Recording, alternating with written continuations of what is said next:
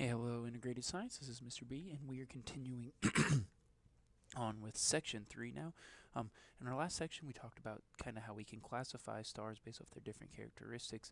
Now we're going to look at the life cycle of stars. So, how do they get to the point of being a one of the really high temperature bright blue stars versus kind of the middle of the road yellow star versus kind of a red star. So how do they get to that point? So they start this section out kind of giving a little comparison to humans as compared to stars. So it says here that you can often predict how a baby will look as an adult by looking at other family members. And astronomers will often do the same thing, except with stars. They will observe stars of different ages to infer how they evolve over time, and then another word for evolve is how they change over time. So again, by looking at older stars, comparing them to younger stars, we can kind of tell how they might progress, just as you might do the same thing with humans.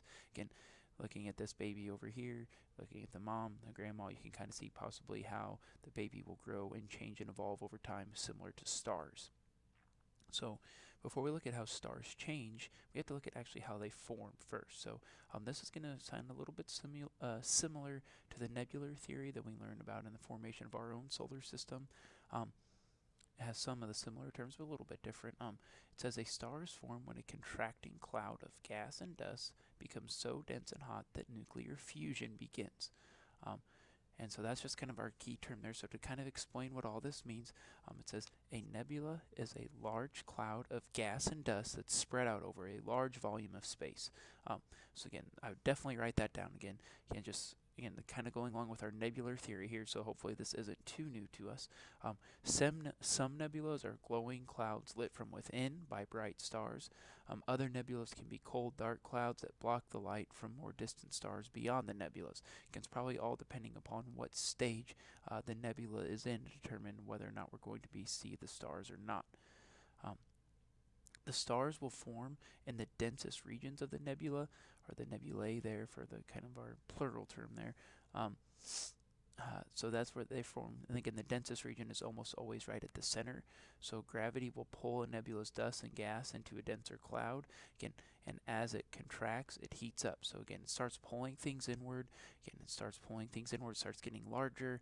Again, and then as it gets larger, it's going to contract and it's going to heat up. The contracting cloud of gas and dust with enough mass to form a star is called a protostar.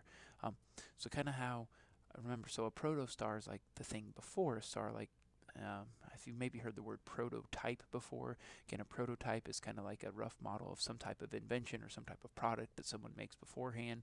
To where a protostar is kind of a star. Again, it's just a bunch of gas and dust coming together with enough mass to form a star. It doesn't mean it's quite a star yet, because it has to go through some other stages of development, just similar how in can you make a prototype of a product, you see what needs to be changed, and you make developments from there. So as a protostar contracts, its internal pressure and temperature will continue to rise. Then pressure from fusion starts to occur. Remember, there's that outward push of fusion with the inward push of gravity that kind of keeps the star balanced. So pressure from fusion supports the star against the tremendous inward pull of gravity. Again, gravity keeps pulling inward and might cause it to collapse upon itself, but when fusion occurs, it is kind of exerts an equal pressure on the going outward to kind of balance out that force of gravity, and that's what happens in a protostar.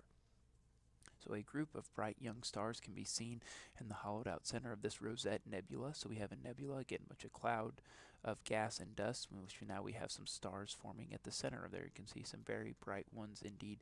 Again, pulling gas and dust inward. Again, they've formed now stars. Um, so after a star is formed, I remember we talked about the main sequence, about how that's where a majority of stars fall. So what will determine how long they stay on that main sequence? Because you did, again, if you remember to the HR diagram, you can kind of notice that some have fallen off the main sequence. So their mass, excuse me, a star's mass will determine its place on the main sequence and how long it will stay there. So that's pretty much the main determining factor, is how large is the star to begin with, and that'll determine how long it stays on the main sequence for. So stars will spend about 90% of their lives on the main sequence. And that 90% could be different depending if you're a blue, yellow, or red star. We'll see, because some stars are much more long-lived than the others.